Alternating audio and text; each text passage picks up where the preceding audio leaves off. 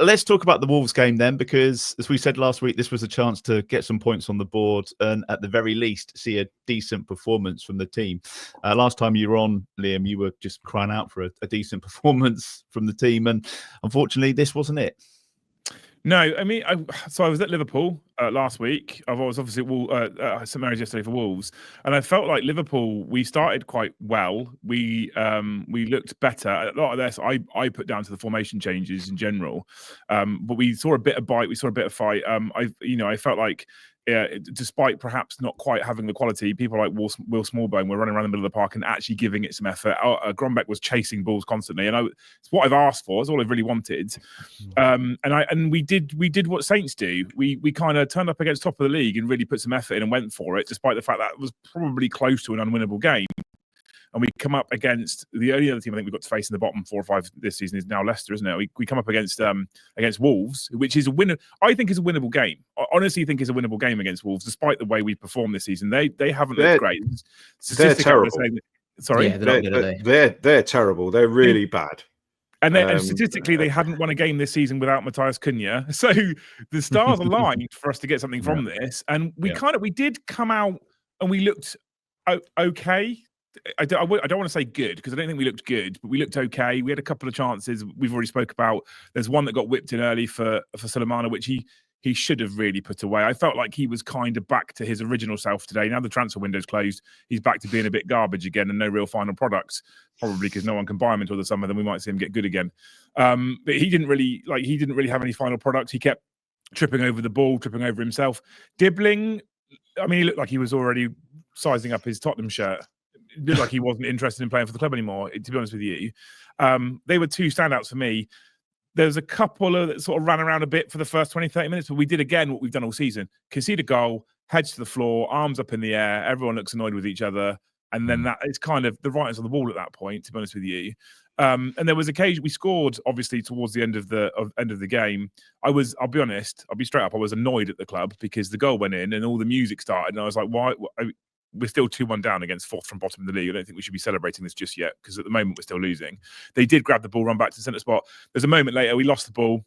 I think it was old Cam Archer lost the ball, and then there's just a couple of people jogging back, and I'm like, you could get a point out of this.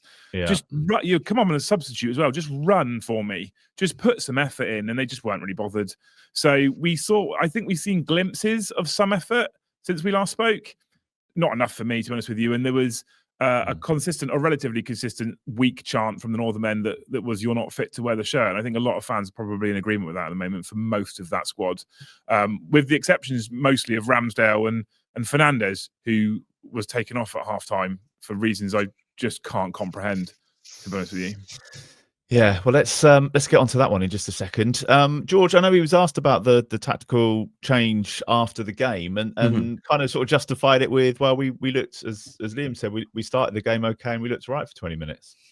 Yeah, I wasn't actually surprised they switched back to the 3 because it's what every single team does when they play against someone who plays that sort of 3-4-3 system, which is what Wolves do.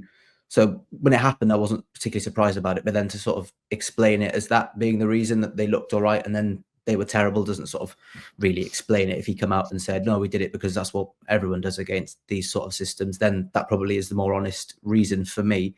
But I do think the fact they did it, and I'm sure we'll get onto it right after this, they did it without playing a striker, as it's been touched on. Matheus Fernandes is, for me, the best player at the club this season. I don't really see a way they are able to keep hold of him. There's a reason he's top of the attacking and defensive metrics. He puts loads of effort in, and he is a decent player for this level. I don't think bringing Amo-Ameyaw on at halftime was necessarily the wrong thing, but it's the fact that you're taking Fernandes off. You could have probably dropped him a little bit deeper in a midfield, which needed a bit of energy, really. They need energy anywhere on the pitch, right? If you take the one person off who runs around a lot, then you're left with 11 players, discounting the goalkeeper, 10 players who don't really run around enough. And when you're already 1-0 down, then quickly 2-0, then it becomes a bit of a nothing game. You only have to go long then to Paul Amo-Ameyaw, which is what they wanted to do when they brought him on. But they just sort of set themselves up to sort of just walk around in the second half when they bring Fernandes off. And as a fan, I can see why people decided, you know what, I'm just going to go home.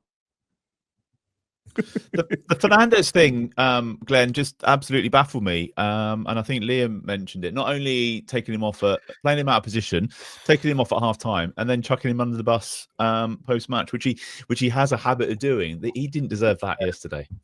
No, he didn't. I mean, so he picks him as a false nine. Let's call it that. Now, in recent history, the club that played the false nine the best was Liverpool, and they had Bobby Firmino in that role. And the reason it worked is because he came deep, and Salah and Mane, as it was at the time, ran beyond. And that was how, and they ran sort of from out wide to infield, and that was how they, scored 100 goals a season or whatever. So that's the way it works. So Fernandez was set up as the false nine, not really his position. He comes deep to receive the ball. He turns around, and neither Dibbling because it's not his game to run in behind. That's not what he's about at all. And Sulemana, who didn't have any sort of game yesterday. Do you remember those? Do you remember those shoes? About 10 years ago, there was a very popular shoe that had roller skates sort of in the heel. The wheelies. Heelys. Heelys. That's it. Heelys. Sulemana was wearing a pair of them yesterday. It's just fell on his ass every time he tried to do anything. He does absolute garbage. So he's not running in behind. Dibbling's not running in behind. There was one bit at the end of the first half where Fernandez got the ball on the halfway line. There was a few Wolves players committed, in front of the ball. He turned round, and then he realised that he was the furthest forward. And so he basically had to try and hold on to the ball, two centre-halves snapping at him. He eventually lost the ball. So you set him out there to fail, and then almost made him responsible for the reason it failed, when the problem was no one was running. No one was running. And it's just crazy. And it's a double down on it as almost a way of explaining, it's almost a way of excusing the stupid idea to play that way anyway. It's just crazy. And yeah, I mean, a lot of our players have deserved to get thrown under the bus at various times this season. And when it happens, sometimes you go, oh yeah, well, whoever deserved, Jack Stevens, when he got sent off for pulling the guy's hair, it gets thrown under the bus a little bit, and you think, yeah, okay, well, he deserved that. That's fine. But, Fernandez was almost doing the manager a favour by playing out of position, and he was let down by the other players around him. So, I mean, he could have taken both Sulemana and Dibbling off at half time. But to be fair, Dibbling actually woke up a bit second half. Yeah, I think so as well. And he was half decent, and there were flashes of that player that we saw at the start of the season, which led to the goal. But it's so that was bewildering. And then he brings on Tall Paul, and even though we all know what Tall Paul's like, he's incredibly limited, and he was partly responsible for the second goal because he just didn't jump. The ball came up to him. He's not aggressive enough. He just stands there. The guy wins the ball over him, and Wolves score from that. But actually having a forward on the pitch makes the Wolves defenders actually concentrate a little bit more. Those two Wolves centre-backs were terrible. Did you see him trying to knock the ball around? Absolutely woeful. In the first half, when they were under no pressure at all. And just in the second half, just having a player there, even though it's him, it just means that A, we've got someone to pass the ball to forwards, and B, the defenders have got to do something. So I was pleased, even though it was a tap in off the post. Again in the first half, if Dibbling had hit the post with that shot, there would have been no one there. Actually, you make a good point. Yeah. He scored. Like I say, he's not brilliant. He's not the Messiah. Whatever. Having a player following he scored 2 out of his 3 goals this year, following in shots that other people have had, and just being in the box. I can't believe we're talking about this in 2025 when football's supposed to be technical, but we just don't do the basics, the obvious things. We don't have midfielders who can run. Wolves won that game because they, I don't know their names because Wolves have got so many Portuguese players. I get confused. number seven and number 8 in the centre of midfield for Wolves. Yeah, all energy. And we've got Leslie, who can play for 60 minutes and then he's knackered. And we've got Joe Aribo, who was garbage and just walking around the whole game. Terrible game from him. And we bring Flynn Downs on for the last 10 minutes, and suddenly we've got a midfielder who can run. And it's just so obvious, like having a striker is obvious. Having midfielders who can run is obvious. But he doesn't, his system relies on the midfield energy. We were saying that from the moment he arrived. We've only got 2 players who can play that way, but I don't think he's ever played Downs and Ugochukwu together. He might have done against that game, West Ham, the game when we were actually relatively promising and we only lost 1-0. But he just won't do the obvious things. And it's just awful. It was awful, and he deserved everything he got. I mean, you don't know what you're doing.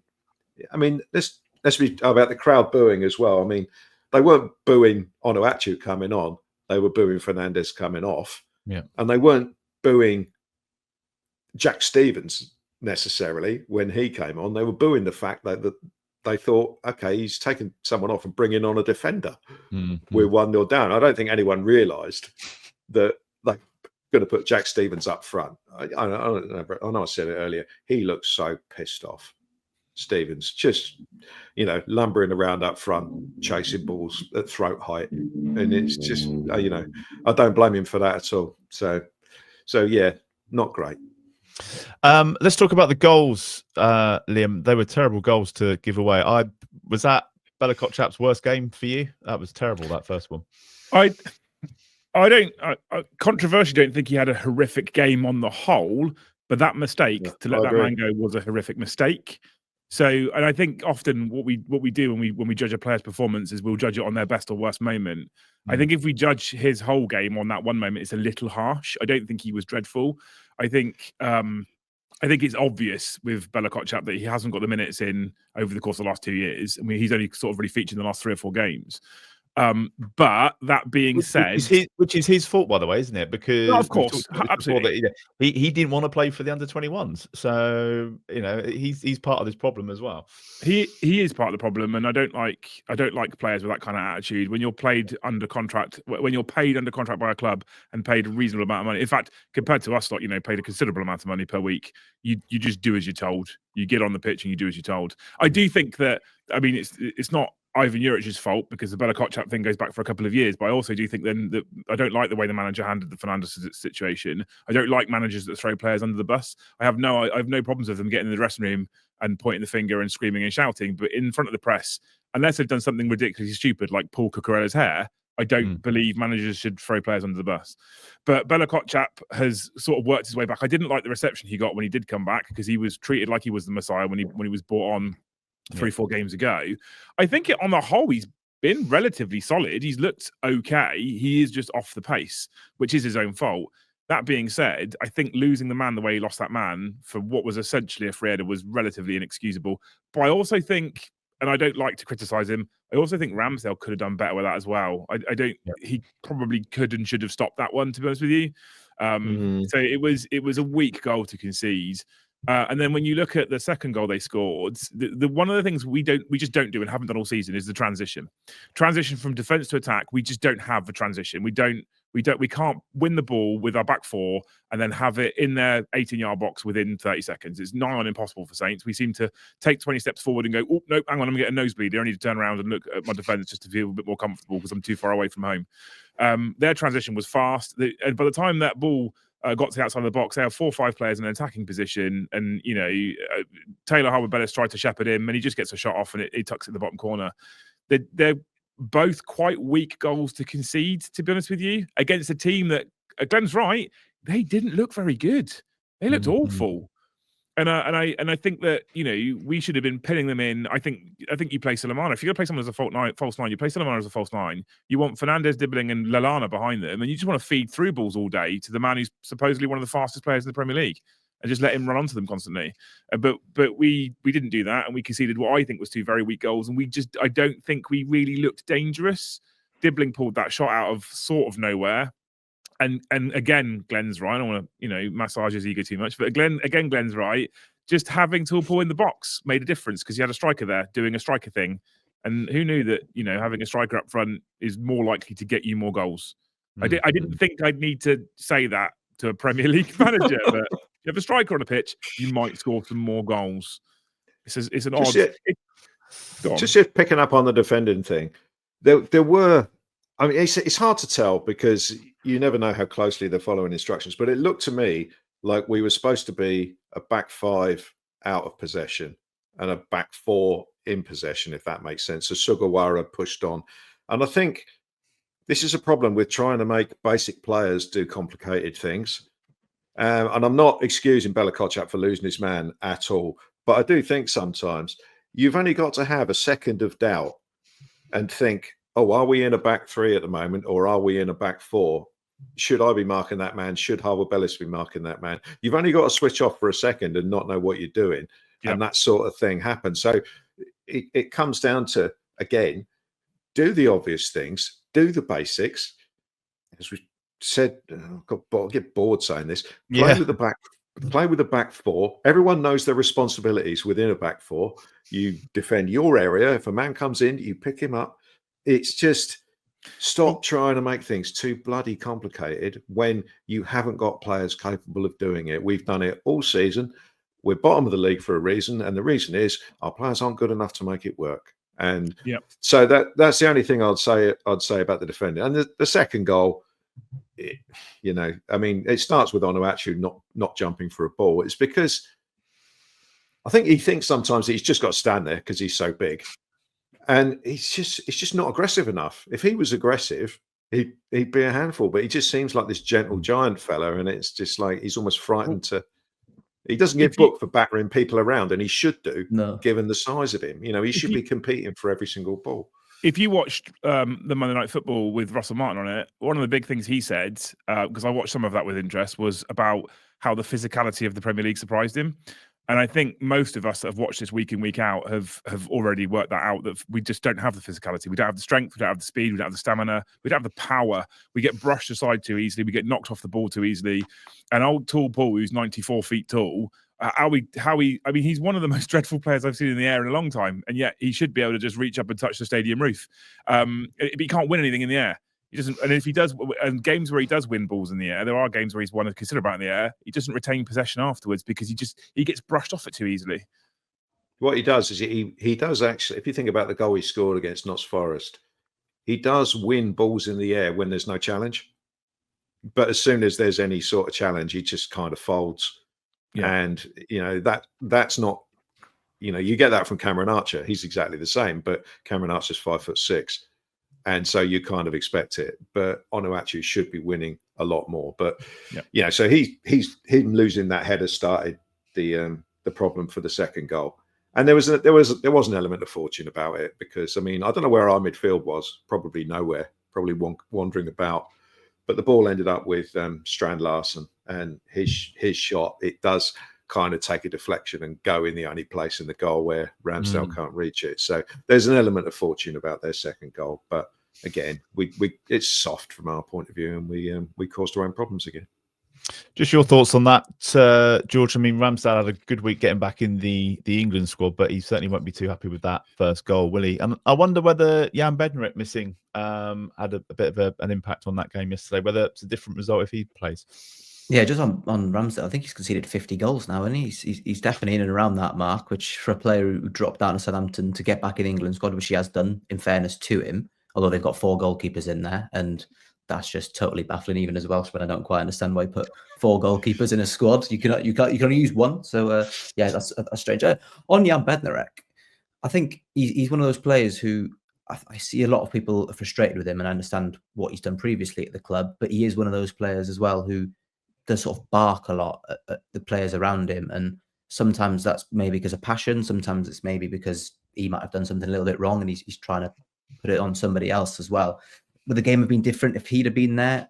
I'm not too sure, because he used Kyle Walker-Peters at right centre-back. And I know that's because he didn't have anyone. He had Nathan Wood on the bench, who is quite clear Ivan Juric doesn't really rate. But he sort of had Walker-Peters there to be a little bit more going forward, and we saw Walker-Peters get on the edge of the box, and I'm pretty sure he had one run from the left to the right and it got booed because he didn't even get a shot off. So that sort of sums Southampton up at the minute, and I don't even know if Jan Bednarek's going to be able to go away with Poland. Ivan Juric doesn't think he'll be able to play until Thursday. They've got a game on Friday, so would you want a player who's, when you haven't got many centre-backs, do you want someone going away on international duty when you've got to come back a week or so later and get some points or at least get some clean sheets to have a bit of pride. I wouldn't really want him going away, but playing for your country is quite big, isn't it? So probably will go away, I imagine. Anything else on Wolves before we move on? No, it was Joe Aribo. Really.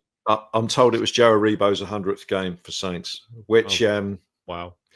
I kind of for me he's kind of symbolic of how far we've fallen in the last 3 years. He's not the worst player we've had, but you know, we recruited him at the start of the last relegation season, and he's more or less been a regular. You know, he's played quite a few games in all 3 of the seasons, and he's had some good games, but in the main, after 3 years, I think we're still saying that hasn't really been a great signing. Yeah. And if he's one that if he's here in the summer, we know he can do. Sorry, if he's here next season, we know he can do a job in the Championship at a reasonable level. But he's one of those that if he goes, I don't think I'll be crying myself to sleep about it. Put it that way. But I guess playing 100 games is a decent achievement. But I think he also illustrates the difference between the Scottish Premier League and the Premier League south of the border. And you know, he was decent in Scotland and he was decent in the Championship, and I think that tells you all you need to know about that particular comparison. But he's had some good games this season, you know, and he's done better this season than he did last time in the Premier League. But yesterday he was absolutely dreadful, and not the best of performances to mark his 100th game. Well, it's interesting that that's his 100th game in 3 seasons, and we constantly talk about him as a player who we wouldn't mind not seeing on the pitch, and yet he's racked up that many games. That just shows how weak the squad is, I think, in general. That he's getting that much game time, despite being a player we're not that bothered by. When you consider the standard of player we had in the Premier League, with the likes of Oriol Romeu, going back a bit further, Morgan Schneiderlin, Victor Wanyama, and now we've got Joe Aribo playing in the centre of midfield. That kind of, not wishing to be too harsh, but that's symbolic of how far the club have fallen with their recruitment. And that's all there is to say about that, really. I mean, even players like Jordi Clasie or someone like that who didn't really hit the heights here, you'd have him all day. As a better option. All the debates and all the conversations, don't they? They start with sacking the manager, then it all comes back to recruitment in the end. Yes. I must just say hats off to Daniel Getliff, Robert Atkins, Jonathan Holloway, and Alex Sinfield. They all got 3 points in our Patreon's prediction league. Imagine predicting that score. But well done to them. And Ryan Manning was Player of the Week last week. That's the 2nd time this season for him. I'm not going to insult you by asking you to nominate anybody for Player of the Season, Player of the Week this week. So don't worry about that. We'll just scratch it off and we won't have one this week.